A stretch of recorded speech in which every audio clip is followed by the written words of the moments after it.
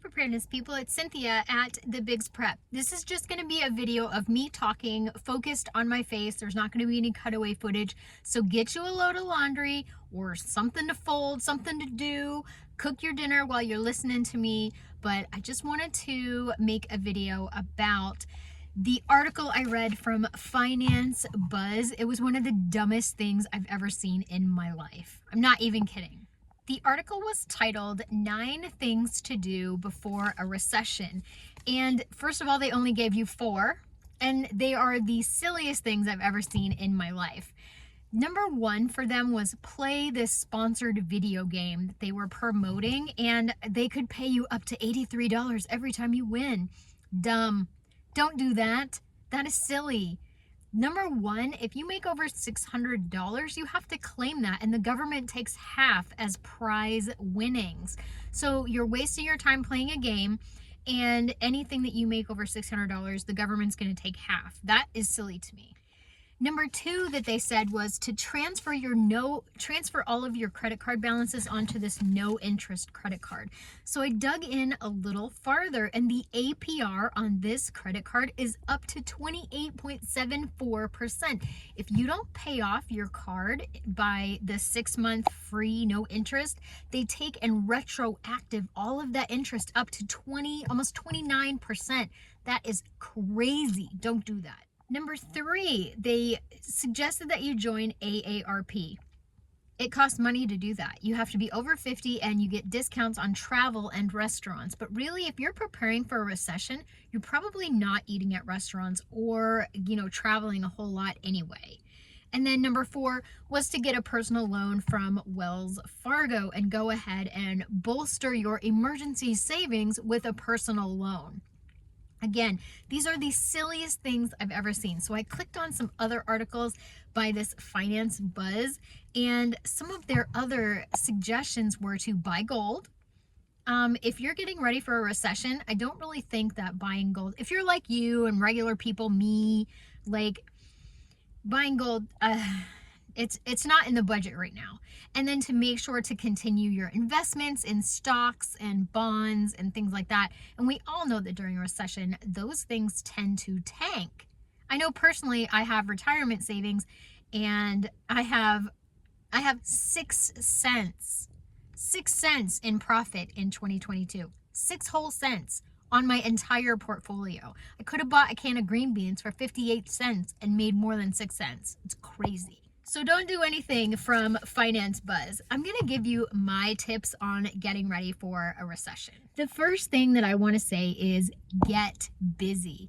Get busy. No matter what it is, sitting in a paralysis state or ignoring the fact that we are headed into a recession is definitely not what you want to be doing. So the next thing is to take a hard look at your finances. Go ahead and pick apart your budget. And for most people, this is a very uncomfortable process. There's a legacy of financial issues coming from parents and grandparents. And so people oftentimes don't want to take a hard look at their finances, but now is the time to do it before you lose your job or get your hours cut or do anything like that. You're going to want to cut out the things that no longer matter to you. So if you have subscriptions that you're not using, if you have any big cable packages and you don't use all your channels, you're eating out, your subscriptions, your, maybe you're going, to a bar 3 or 4 times a month. Maybe you could cut back or, find another thing. You're going to delay your big purchases because those purchases like a new car or things that make recurring payments, you're going to want to wait until the financial situation of the United States and your own personal financial situation is at a more even and, secure. Number 2 is list your debts. Make sure that you list out all of your debts from highest interest to lower interest. And then see maybe if you can do some balance transfers onto those lower interest cards. Make a good plan to get your debt paid off. If you have some breathing room once you do some transfers, make sure that you're using that money wisely to pay your debt off. Number 3 is update your resume today. Get on the computer and update that resume. There are tons of videos on YouTube on how to make a proper resume and cover letter. Make sure that your work history is updated, that your soft skills are being, highlighted, and now is the time to update that resume. You're going to want to look online for jobs now. Jobs in your area, jobs that pay well. You're going to want to know what people with experience, your kind of experience, can expect in the job market, especially if it's been a long time since you've looked for a job. Audit your skills. So auditing your skills, is there a professional software that maybe you need some more training with? Now's the time to do that, because if you get to a point where you are laid off from your job and you start applying and they're like, hey, do you have this professional software? Are you proficient in it? And you say no, they're going to move on to the next candidate. So now is the time to do that. Number 4 is side hustles. I don't care what it is. Whatever you're good at, you're passionate at, maybe you are an amazing woodworker, or you can babysit or clean people's houses, or, organize things that don't necessarily require a license. You can start looking at potential side hustles for yourself, for members of your family, to see if it's something, in the future, if you need it and you have it in reserve. That's a great way to prepare for a recession. Number 5 is learn to cook at home. You may not be a kitchen ninja like myself, and you may not know how to meal plan or shop a sale or do any of that stuff. Now's the time to learn, and there are so many channels, not just the Big's Homestead Kitchen, but there are so many channels out there with tips and tricks on how to meal plan and how to stretch your food dollar. Eating out is fantastic and a wonderful thing, and it's very exciting. Eating at home can be boring. It doesn't have to be, but it can seem boring, or meal prepping for hours just is not your thing. We're practicing over on the Big's Homestead Kitchen, doing pantry shelf meals for 10 minutes or less. Just 10 minutes in the kitchen and you can eat 2 or 3 times. Number 6 is make your doctor's appointments now. Before you lose your insurance, make your doctor's appointments for yourself, for your kids, for your husband, your spouse, your mom, whoever it is who's on your insurance. Make sure that they're making their regularly scheduled doctor's appointments and get your lab work done. That way you'll at least have fresh lab work and an appointment within the last calendar year. If you lose your insurance, you will have been seen by a primary care doctor within the last year, so it'll make it easier to get an appointment without insurance if you need to. The dental cleanings, it's important too to get in for your dental cleanings, your GYN appointments, anything that you need to do. And also ask for extra refills. When you go in, if you're on a maintenance medication, go ahead and voice to your doctor, hey, I'm afraid that, our plant is going to shut down, or there's going to be a financial, personal crisis in my life, or I may lose my insurance, or I may, get my hours cut or something like that, and ask them for some extra refills.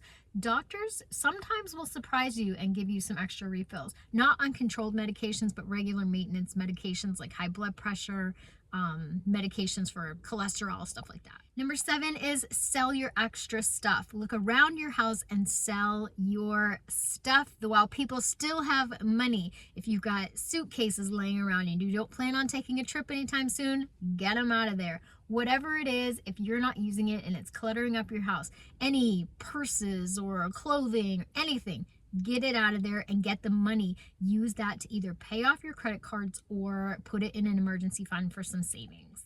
Number 8, make new traditions now. You may take a big expensive trip every year. It may be time to not take the trip, which means there's going to be some time in your family schedule where you normally would be traveling. So now is the time to make some new traditions. Maybe you could go look at Christmas lights in a neighborhood, walk around with a hot chocolate that you brought from home, and enjoy the Christmas lights together as a family. There are all kinds, like going sledding for the afternoon. There are all kinds of wonderful traditions that you can start with your family now that don't cost a lot of money. It's going to be different, and now is the time, number 9, to communicate with your family. You need to let them know, hey, this may be a time where we need to come together as a family and make things, it may be different, but we're a good unit, we're a good team, and we can get through this. It's the good time to communicate with your spouse and strengthen your marriage. If your church or any local organization is offering free or low cost marriage building exercises or activities, now's the time to do it. It's so easy to get divorced or, break up over finances. It's there in hard times, you're going to need your spouse to lean on. And communicate with your family. This year may look different at Christmas time. We're trying to get ready in case, dad loses his job or mom, gets her hours cut back at work. Talk with your landlord about the fact that, you may be experiencing a reduction in your hours, or you may, what does that look like if you can't pay your rent or need to ask for a reduction or something like that. So open and honest communication before stuff happens is the way to go. Talk to your doctor, and also find like-minded folks. So there's tons of folks on YouTube that focus on everything budget related, and those are some great folks to make connections with now instead of getting blindsided. And then you're going to want to know how to apply for unemployment. Those are the research. That's the research you need to be doing now. What website do I go to? Where do I press? What information will I need? How will I, apply? What benefits are available to me, so that you can pre-wire your brain to go, okay, if I'm going to get 2/3 of my income, how do I make my budget work with less money? Do I qualify for Medicaid? Maybe I have a special needs person in my house. How do I make all of the pieces work for that? Because if 100 people are laid off at your factory or your town or whatever, and you go home and you immediately get on the internet and you immediately apply for benefits, you're ahead of the line of 99 other people. So that is a fantastic way to prepare for a recession, job layoff, anything, is to have all of that information ready to go so that you know exactly what you're doing. And bonus, be mentally ready. I talked to a lady this morning. She had lost her job. She had no idea it was coming. She had no idea what to do. And she has health insurance until the end of the month, which today is November 16th, and her health insurance ends November 30th. So she called us. She just had her lab work done. She has her next appointment scheduled, but she's like, what does that look like in the future if I can't get insurance? So I talked it out with the provider. We gave her a nice plan to where she, can get the medication that she still needs, but not with insurance. And then lab work, ask your doctor if they have self-pay labs available for lab work. If if your doctor requires lab work, or ask them maybe, hey, instead of at my next refill or my next office visit, could I not do lab work this time? I've been stable for a year or whatever. If you communicate those things now versus asking in the moment, they may be able to prepare something for you that doesn't look like an emergency plan. It looks like a well thought out plan. Get ready to be uncomfortable. That's the most important thing, that life is going to change. And basically that's the only thing in life that stays the same is change.